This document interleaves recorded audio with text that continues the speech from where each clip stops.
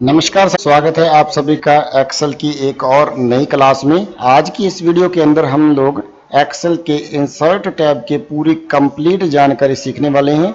अगर आपके पास 30 मिनट हैं, सिर्फ 30 मिनट अगर आप इस वीडियो को दे देते हो तो इंसर्ट टैब का जो एक एक बटन है उनके बारे में आपको डिटेल से जानकारी हो जाएगी। बस आपको 30 मिनट देने हैं और वीडियो को पूरा ध्यान से देखना है।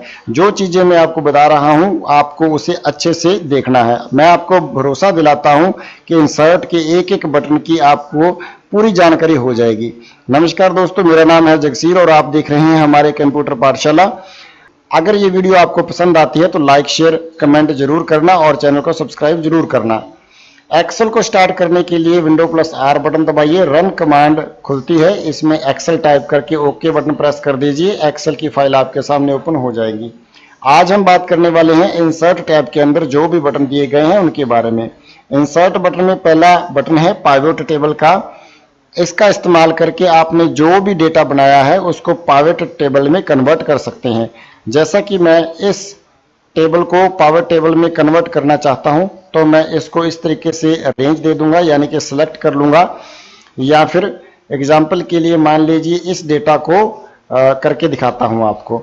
जिस भी डेटा को आपको पावर टेबल में कन्वर्ट करना है वो आप उसको इस तरीके से रेंज उसकी सिलेक्ट कर लीजिए, जितनी रेंज आप देना चाहते हैं। उसके बाद पावर टेबल पर क्लिक कर दीजिएगा।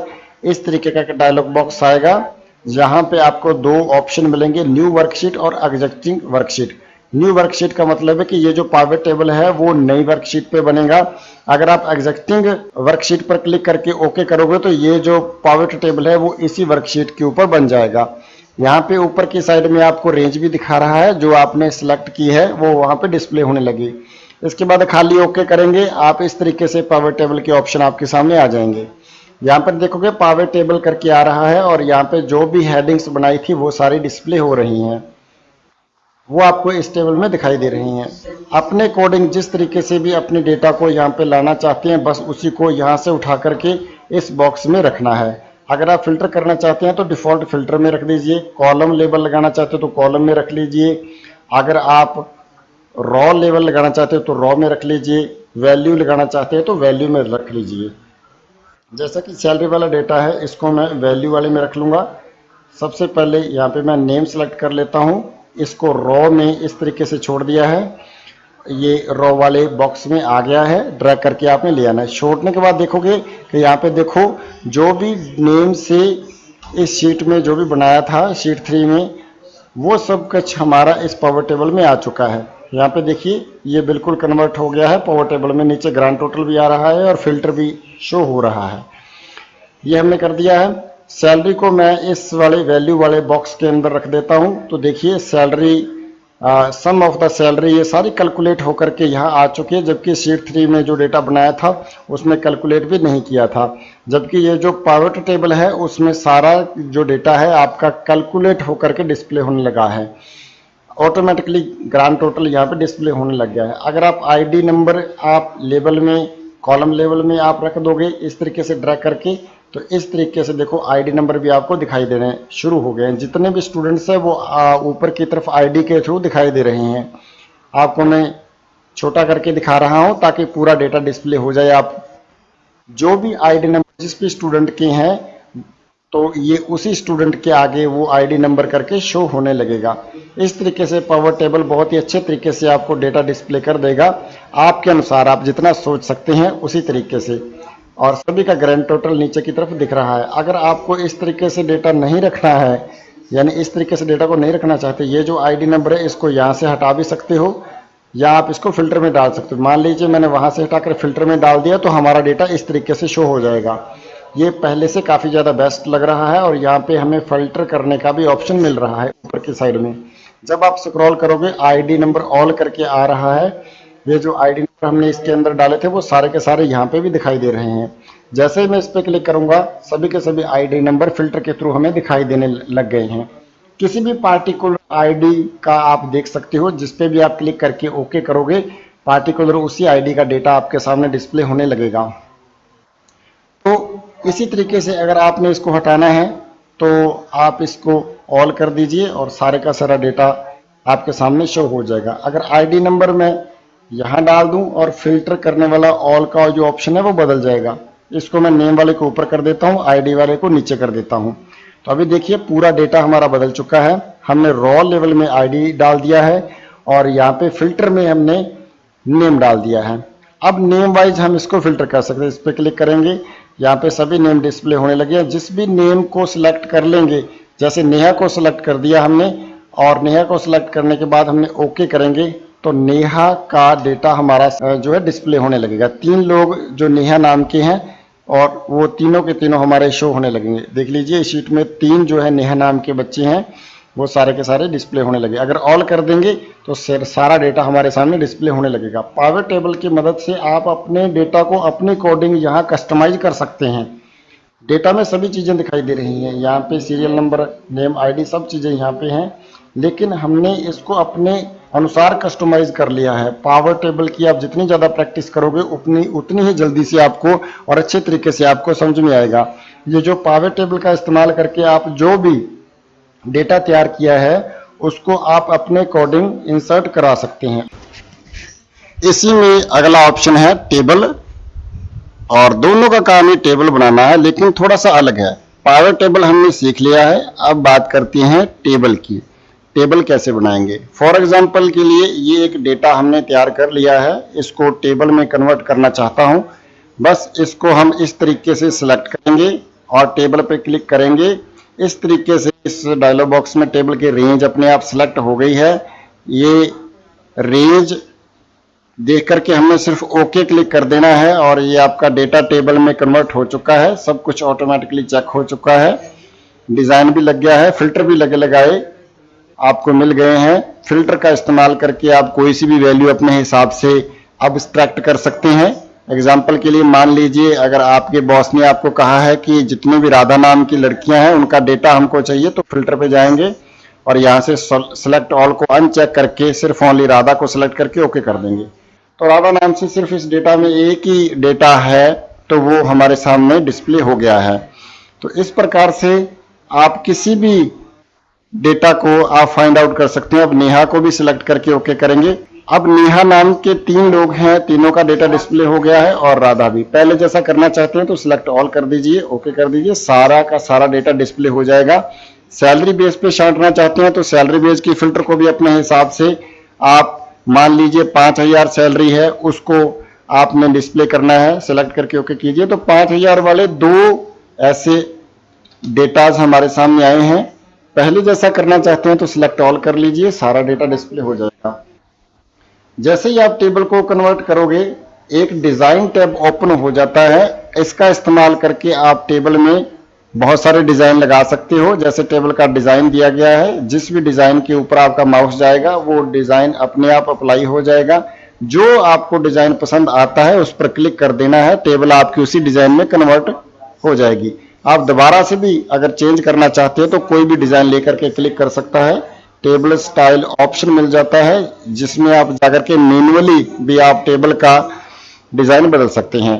हेडर रो अगर आपको नहीं चाहिए तो यहां से अनचेक कर दीजिए, अगर सेलेक्ट कर देंगे तो उसका हेडर भी आपको मिल जाएगा। अगर टोटल वाला आपको नीचे रो चाहिए तो टोटल वाले पे क्लिक कर देंगे, टोटल वाला रो आपको आ जाएगा। नहीं चाहिए तो हटा दीजिए। बैंडेड रो का ऑप्शन भी आ रहा है, ये जो इस तरीके से आ रहा है, इसको अगर आप हटाना चाहते हैं तो इस प्रकार से डेटा आ जाएगा। लाना है तो इस तरीके से कर दीजिए। इस तरीके से अच्छे ढंग से डिस्प्ले हो जाता है कौन सी रो है और किस तरीके से वो आगे बढ़ रही है। देखो बैंडेड कॉलम का ऑप्शन इस तरीके से आ गया है, एक पूरा रंगीन है और दूसरा इस तरीके से व्हाइट ब्लैक है।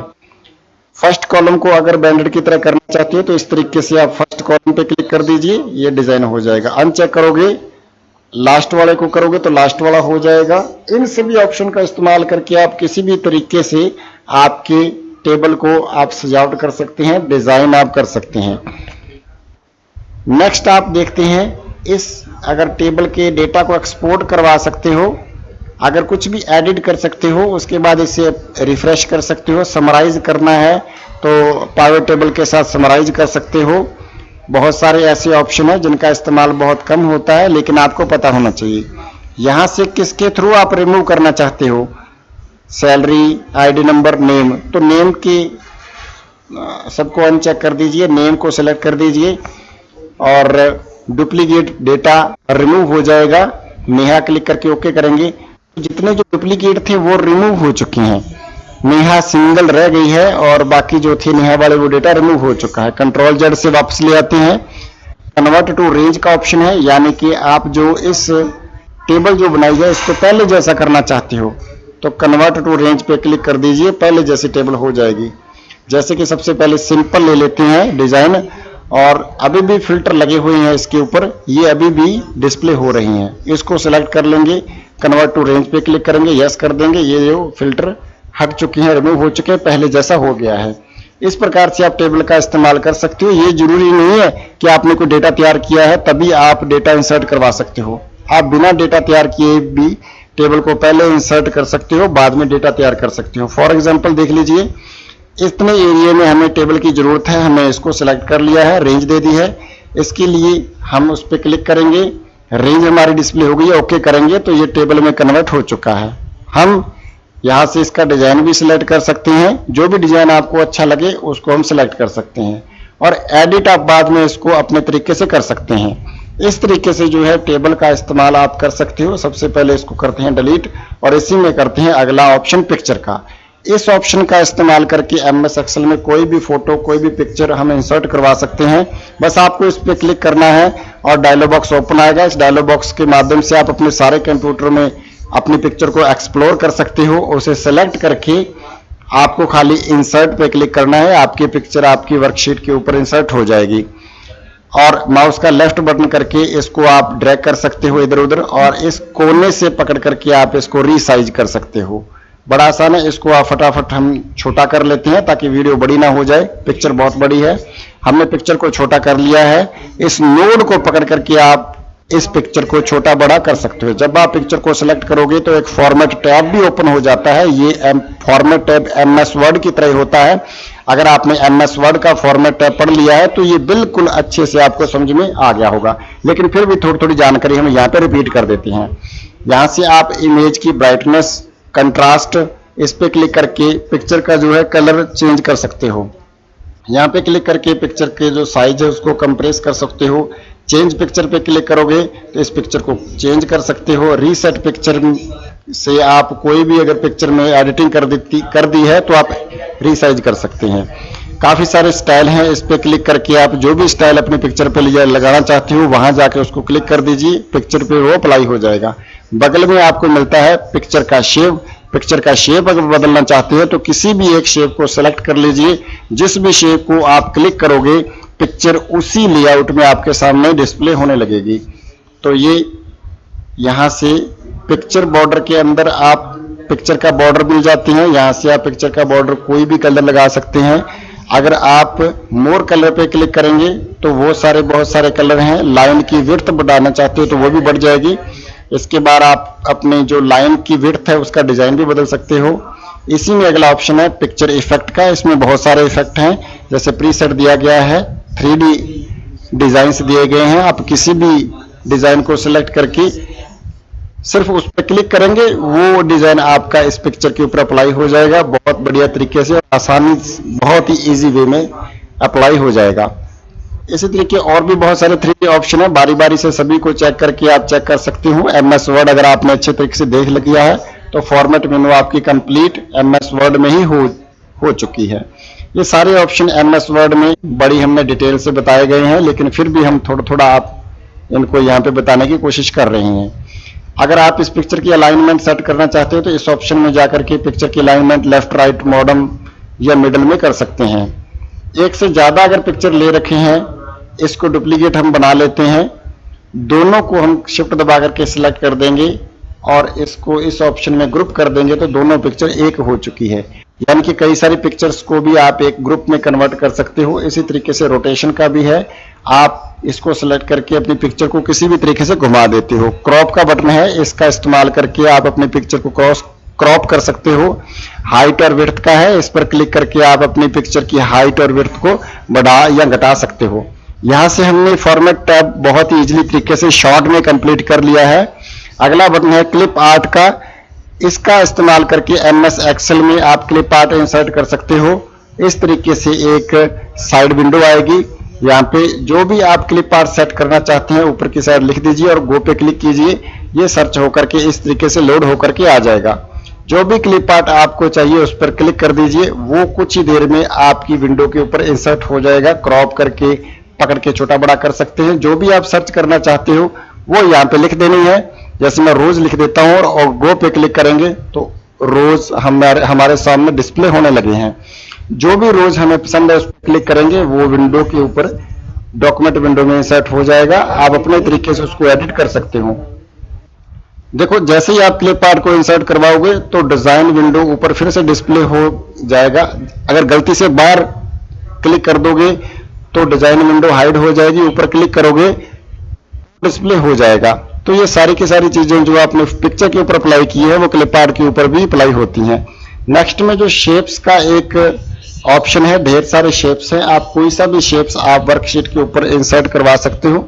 जैसे हम यहाँ से एरो ले लेते हैं और एरो को सिलेक्ट करने के बाद जिस जगह पे हमें इसको इंसर्ट करवाना है वहां आप कर्सर को लेफ्ट क्लिक कर लीजिए और लेफ्ट क्लिक करने के बाद आप उसको इस तरीके से ड्रैग कर दीजिए राइट साइड में, तो वो आपका एरो का जो डिजाइन है वो बन करके तैयार हो जाएगा। बस छोड़ दीजिए, वो इंसर्ट हो जाएगा। और पॉइंटर के माध्यम से आप किसी भी जगह पे आप इसको ले जा सकते हैं। कोई भी शेप अगर आप लोगे एक फॉर्मेट टेबल ऊपर फिर डिस्प्ले होने लगता है। आप इस शेप को बड़ी आसानी से इस फॉर्मेट टैब के माध्यम से आप इसको बहुत ही अच्छे तरीके से डिजाइन कर सकते हो। शेप का स्टाइल चेंज करने के लिए जो भी आपको पसंद आता है उस पर क्लिक कर दीजिए, खाली आपके शेप का डिजाइन बदल जाएगा। आप इसमें कलर से चेंज कर सकते हो, आउटलाइन चेंज कर सकते हो, जो भी आप आउटलाइन मोटी पतली भी कर सकते हो। इसी तरीके से नीचे शेप का इफेक्ट जो हमें पिक्चर इफेक्ट में मिलता है वो सारे इफेक्ट हमको यहाँ शेप इफेक्ट में भी मिल जाते हैं। जो इफेक्ट आपको पसंद आते हैं उसी पे आप क्लिक कर दीजिए और आपकी पिक्चर में वो सारे के सारे इफेक्ट अप्लाई हो जाएंगे। कोई भी इफेक्ट हम सेलेक्ट कर लेते हैं। इसी में आपको मिलता है वर्ड आर्ट स्टाइल, वर्ड पे काम करता है। ये जो ऑप्शन है जो टेक्स्ट लिखेंगे उस पे काम करता है, जो कि आपको इंसर्ट में वर्ड आर्ट में मिल जाएगा। हम वहां डिटेल से सीखेंगे। ये जो सारे ऑप्शन है पिक्चर वाले काम करती हैं, अलाइन करना, ग्रुप करना, ये साइज वगैरह जो सारे जो पिक्चर पे अप्लाई होते हैं वो शेप्स पे भी अप्लाई होती हैं। अगला बटन है स्मार्ट आर्ट का। स्मार्ट आर्ट पे क्लिक करके आप ढेर सारे स्मार्ट आर्ट्स को सिलेक्ट कर सकते हैं। अगर आप किसी लिस्ट या लिस्ट पे क्लिक करोगे तो लिस्ट वाले, प्रोसेस दिखाना चाहते हो तो प्रोसेस वाले आपको स्मार्ट आर्ट दिखाई देंगे। साइकिलिंग दिखाना चाहते हो तो सर्कल जैसे सारे डिजाइन आपके सामने आ जाएंगे। किसी भी स्मार्ट आर्ट को इस्तेमाल करने के लिए उस स्मार्ट आर्ट पे सिर्फ आपको क्लिक करना होगा। फॉर एग्जांपल हमें ये चाहिए तो इस पे क्लिक कर देंगे, इस तरीके से आ जाएगा। ओके करेंगे, आपकी वर्कशीट के ऊपर इंसर्ट हो जाएगा।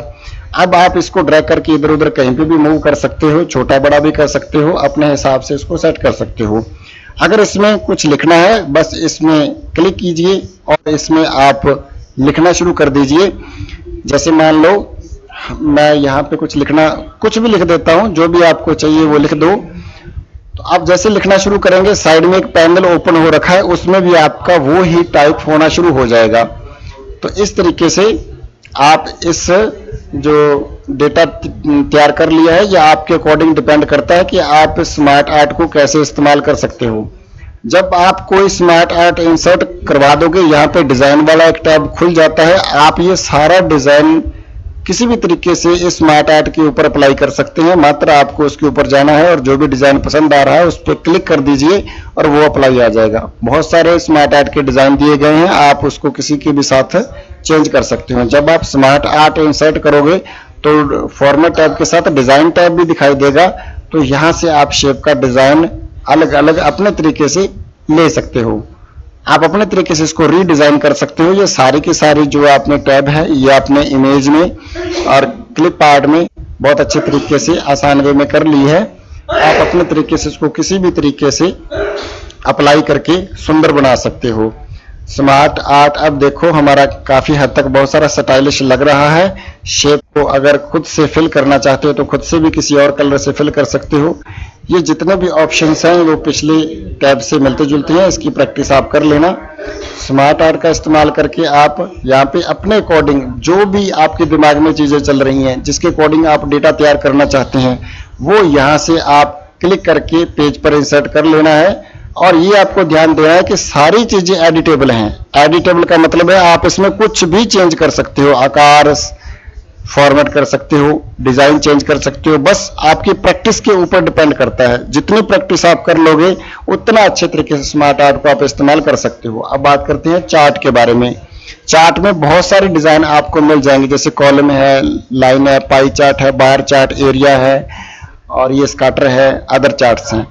चार्ट को इस्तेमाल करने के लिए हम यहां से एक नई शीट को इंसर्ट करवा देते हैं और कुछ डेटा तैयार कर लेता हूं, तभी ये जो चार्ट बनेगा। बिना डेटा के भी आप चार्ट को तैयार कर सकते हो। सबसे पहले उसी के बारे में बात कर लेते हैं।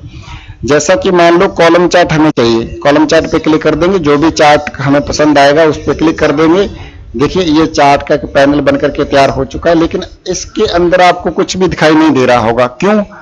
क्योंकि आपने अभी तक कोई भी डेटा नहीं लिखा है, कोई डेटा की लिस्ट बनाई नहीं, तो ये कैसे दिखाएगा, कैसे प्रोसेस दिखाएगा? जैसे हम फील्ड तैयार करेंगे, डेटा तैयार करेंगे, यहाँ पे चार्ट अपने आप तैयार होता रहेगा। जैसे मान लीजिए मैं एक डेटा तैयार करता हूँ, फॉर एग्जांपल आप कोई भी डेटा तैयार कर सकते हो अपने अनुसार। जैसे मैं कुछ राज्यों की पॉपुलेशंस को यहाँ पे टाइप करता जाता हूँ, उत्तर प्रदेश, दिल्ली, बिहार, झारखंड, हरियाणा, ये मैंने एक डेटा तैयार कर दिया है। थोड़ा कॉलम का साइज बड़ा कर लेते हैं और यहाँ पे जो है इनका जो पॉपुलेशन है वो लिख देता हूँ, कोई भी लिख देता हूँ। एग्जाम्पल के लिए मैं एंटर कर रहा हूँ, मान लीजिए 2,50,000 लिख दिया। और दिल्ली के लिए मैं लिख देता हूँ 1,70,000 टाइप कर देते हैं। बिहार की हम टाइप कर देते हैं, मान लेते हैं 1.5 लाख है। और झारखंड में मान लेते हैं कि 20,000 है और हरियाणा में मान लेते हैं 35,000 है। ये सारी चीजें आपको सिर्फ डेमो दिखाने के लिए कर रहा हूं कि चार्ट किस तरीके से बनेगा। जो भी आपने चार्ट जो है इंसर्ट किया है उस पर आप राइट क्लिक कर दीजिए, इंसर्ट पे क्लिक कीजिए और यहाँ पे डेटा सिलेक्ट करने का ऑप्शन मिल रहा है। आप इस तरीके से रेंज दे दीजिए और इसको जो है ओके बटन प्रेस कर दीजिए। आपका जो है कॉलम चार्ट है उस डेटा के हिसाब से अपने आप को सेट कर दिया है, आपके सामने डिस्प्ले हो गया है। ये जरूरी नहीं है कि पहले आप डेटा तैयार कर दीजिए उसके बाद चार्ट इंसर्ट कीजिए। ये भी जरूरी नहीं है कि आप पहले चार्ट इंसर्ट कीजिए फिर आप डेटा बनाइए। ये आप पे डिपेंड करता है कि आप चाहे डेटा पहले बनाओ, चाहे कॉलम पहले, चाहे आप चार्ट पहले इंसर्ट कर लो। ये आप पे डिपेंड करता है कि चाहे आप डेटा पहले बनाओ, चाहे आप चार्ट पहले इंसर्ट करो। तो अगर आपको एक बार चार्ट तैयार कर लिया है उसके बाद इसका डिजाइन चेंज करना चाहते हैं तो आप डिजाइन वाले टैब में जाकर के आप अपने चार्ट का डिजाइन बदल सकते हो। लेआउट वाले डिजाइन में जाकर के आप अपने चार्ट का लेआउट बदल सकते हो, फॉर्मेट से आप फॉर्मेट कर सकते हो। जैसे शेप का कलर आप अलग से करना चाहते हो, कुछ भी डाल सकते हो आप अपने से। जो भी आपके मन में चल रहा है, जिस तरीके की एडिटिंग आपके मन में चल रही है वो ही आप अप्लाई कर सकते हैं बहुत ही आसान तरीके से। तो हमारा डेटा पहले जैसा था उसी तरीके से सिंपल चार्ट में कन्वर्ट कर लिया है हमने, कंट्रोल Z दबा करके। अब आपको समझने में काफी हद तक जो है अच्छा रहेगा, आसानी रहेगी। अब हम लाइन के थ्रू चार्ट बनाना चाहते हैं तो लाइन चार्ट को सिलेक्ट कर लिया, लाइन चार्ट बन जाएगी। पाई के थ्रू दिखाना चाहते हो तो पाई पे क्लिक कर दीजिए, पाई के थ्रू आपका जो डेटा है डिस्प्ले होने लग गया है। स्टाइल चेंज करना चाहते हो तो डिजाइन पे जाइए, और भी बहुत सारे डिजाइन हैं। आपको मात्र कोई भी डिजाइन पसंद है उस पर क्लिक कर दीजिए, ये उसके थ्रू क्लिक हो जाएगा अपने आप। ये सारी चीजें पहले जैसी हैं। यहाँ पे एक एरिया का मिलता है, आप एरिया को भी सिलेक्ट करके आप कैटेगरी वाइज भी दिखा सकते हो। अदर में भी जाकर के बहुत सारे डिजाइन आपको मिल जाएंगे। किसी भी तरीके का चार्ट आप अपने शीट में इंसर्ट कर सकते हैं। अलग अलग चार्ट जो आपको अच्छा लगता है वो आप यहाँ पे इंसर्ट कर सकते हो। डेटा को आपका डेटा उसी तरीके से डिस्प्ले हो जाएगा। अब बात करते हैं हाइपरलिंक के बारे में। हाइपरलिंक का इस्तेमाल करके आप जो है कोई भी लिंक, कोई भी फाइल, कोई भी फोटो को आप अपनी एक्सेल की फोटो फाइल के साथ अटैच कर सकते हो। जो भी बंदा उस पर क्लिक करेगा वो लिंक्ड फाइल के ऊपर डायरेक्ट पहुंच जाएगा। लिंक कैसे करना है, जैसे हम यहाँ पे लिख देते हैं गुलाब गुरु लिख दिया, बाहर क्लिक करता हूं, दोबारा ऊपर क्लिक कर देते हैं, थोड़ा कॉलम का साइज बड़ा कर लेते हैं। गुलाब गुरु जी लिखा है, इसके ऊपर अपने लिंक लगाना चाहते हैं, इस पर क्लिक कर दीजिए, हाइपर लिंक पे जाइए। यहाँ पे वो फाइल्स को चूज करना है जिसको आप इसके साथ लिंक करना चाहते हैं। अगर आप इसके अंदर जाना चाहते हो तो अपने कंप्यूटर में जो भी ड्राइव होंगे वो सारे दिखाई देंगे। कोई भी फोटो, कोई भी फाइल को लिंक करना चाहते हैं, जिस भी ड्राइव में रखा है उसको सिलेक्ट कर दीजिए। एग्जाम्पल के लिए हम ये बाहर से एक फाइल को लिंक कर देते हैं। जैसे ये रिज्यूमे वाले फाइल को क्लिक किया, ओके बटन दबा देंगे तो देखोगे ये ब्लू भी हो चुका है और थोड़ा साइज भी बड़ा हो चुका है, अंडरलाइन हो चुका है। तो जब ये ब्लू हो चुका है तो आप ये समझ लीजिए कि ये लिंक्ड हो चुका है। जब आप माउस लेकर के जाओगे ये बता रहा है कि यहाँ पे एक लिंक हो चुका है। जब आप इस पे क्लिक करोगे तो ये थोड़ा सा लोडिंग लेगा और MS वर्ड की वो फाइल ओपन हो जाएगी जिसको हमने इस टेक्स्ट के साथ अटैच किया है। अगर आप इसमें कोई लिंक को इंसर्ट करवाना चाहते हो तो हाइपर लिंक पे जाएंगे और यहाँ पे आप कोई भी वेबसाइट को लिख दीजिए जिसको आप उस टेक्स्ट के साथ लिंक करना चाहते हैं। जैसे कि मैंने फॉर एग्जांपल एक साइट को लिख दिया है, ओके कर दिया। देखो अब जैसे इस पे जाएंगे और इस पे क्लिक करेंगे तो हम क्या हो जाएंगे, यहाँ से रीडायरेक्ट हो जाएंगे उस वेबसाइट के ऊपर। थोड़ी सी प्रोसेसिंग होगा, डिपेंड करेगा आपके इंटरनेट स्पीड के ऊपर। ये उस पेज के ऊपर ले जाएगा जिस फाइल का एड्रेस या लिंक हमने या URL हमने उस टेक्स्ट बॉक्स में दिया था। तो ये टेक्स्ट उस वेबसाइट के साथ लिंक हो चुका है। इस तरीके से आप हाइपरलिंक का इस्तेमाल कर सकते हैं। यहां से हम इसको डिलीट कर देते हैं। हाइपरलिंक हमने समझ लिया है। अब बात करते हैं टेक्स्ट बॉक्स की। टेक्स्ट बॉक्स में आप क्लिक करोगे, एक टेक्स्ट बॉक्स इंसर्ट हो जाएगा। आप इस पर क्लिक करेंगे, आपका माउस कर्सर कुछ इस तरीके से हो गया है, आप इस तरीके से ड्रैग कर दीजिए, टेक्स्ट बॉक्स आपकी फाइल पे इंसर्ट हो जाएगा। जो भी कुछ आप लिखोगे वो इस टेक्स्ट बॉक्स के अंदर टाइप हो जाएगा। अच्छी बात तो ये है कि आप टेक्स्ट बॉक्स को लिखने के बाद भी आप कहीं पे भी ड्रैग करके ले जा सकते हैं। अगर आपको टेक्स्ट बॉक्स की ज़रूरत पड़ती है तो आप इंसर्ट में जाकर के टेक्स्ट बॉक्स को भी इंसर्ट करवा सकते हो। हमने इसको फिलहाल डिलीट कर देता है। हेडर एंड फुटर की बात करते हैं। जैसे MS वर्ड में हेडर एंड फुटर लगाना बताया था, वही काम आप एक्सेल में भी कर सकते हो। बस इसके ऊपर क्लिक कर दीजिए, आपका आपका जो एक पूरी शीट है वो पेजेस के रूप में डिवाइड हो जाएगी। हेडर पेज के ऊपर की तरफ लग जाएगा और फुटर नीचे की तरफ अटैच हो जाएगा। हेडर पे क्लिक करेंगे, जो भी आप हेडर लिखना चाहते हैं वो आप टाइप कर दीजिए।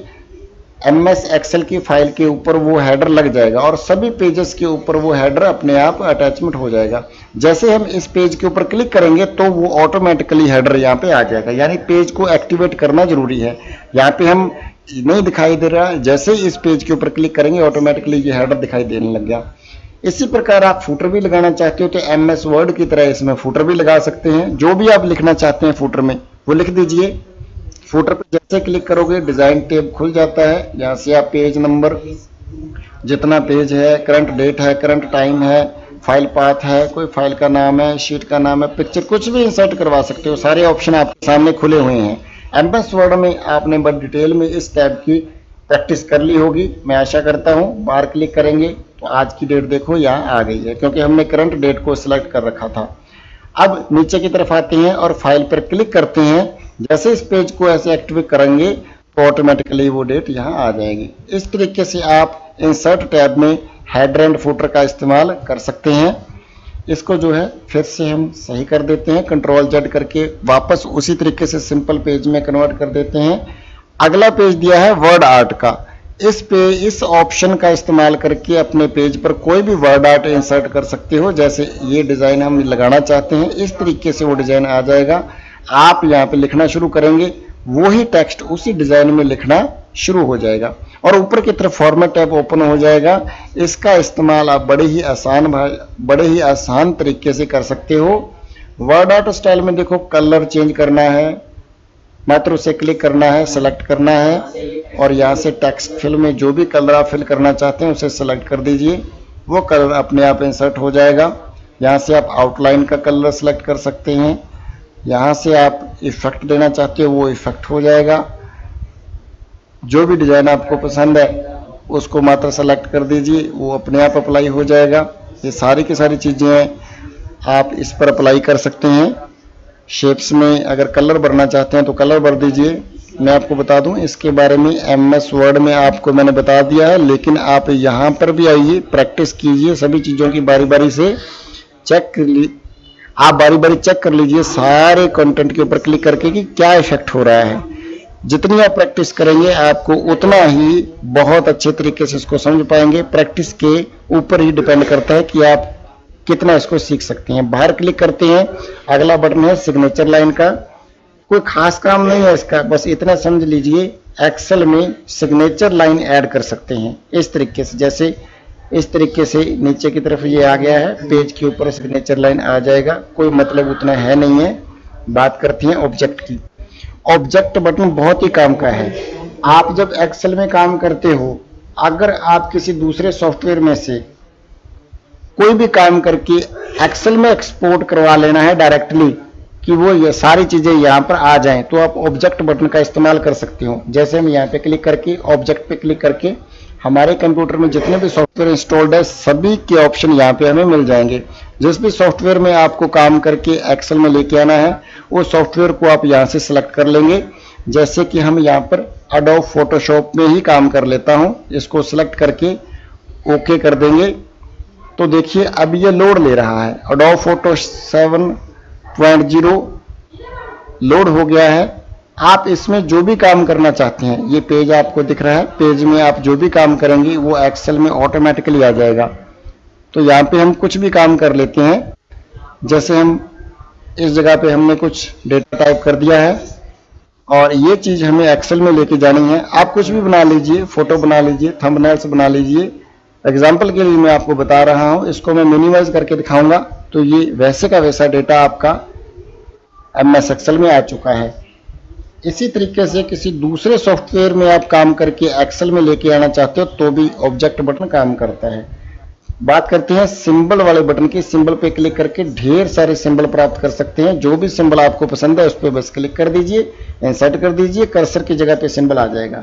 सिंबल का स्टाइल बदलना चाहते हो तो काफी सारे स्टाइल्स हैं, जो भी स्टाइल आप सिलेक्ट करोगे वो स्टाइल आपकी ओपन हो जाएगा। जैसे करेंसी वाला सिलेक्ट कर लीजिए, इंसर्ट करा दीजिए, वो कर्सर की जगह पे करेंसी वाला सिंबल आ जाएगा। जो भी सिंबल आप इंसर्ट करना चाहते हैं उसको सिलेक्ट करेंगे, इंसर्ट कर देंगे। इस तरीके से सिंबल बटन का इस्तेमाल करके सिंबल को ला सकते हो। हमने एक ही वीडियो में कोशिश की है कि इंसर्ट टैब आपको पूरी की पूरी समझ में आ जाए। वीडियो थोड़ी लंबी हो गई है, लेकिन एक ही वीडियो देखने के बाद आप इंसर्ट टैब पूरी सीख जाओगे। अगर आपको ये वीडियो पसंद आया है, हमारे द्वारा दी गई जानकारी अच्छी लगी है, तो ये वीडियो आप जरूर लाइक कीजिए, दोस्तों के साथ इस वीडियो को शेयर कीजिए। अगर आपके मन में कोई सवाल है तो नीचे कमेंट करके जरूर बताइए। अगर आपने अभी तक चैनल को सब्सक्राइब नहीं किया है तो चैनल को सब्सक्राइब कर लो यार, सब्सक्राइब करना बिल्कुल फ्री है। मिलेंगे नई वीडियो के साथ, तब तक के लिए जय हिंद, वंदे मातरम।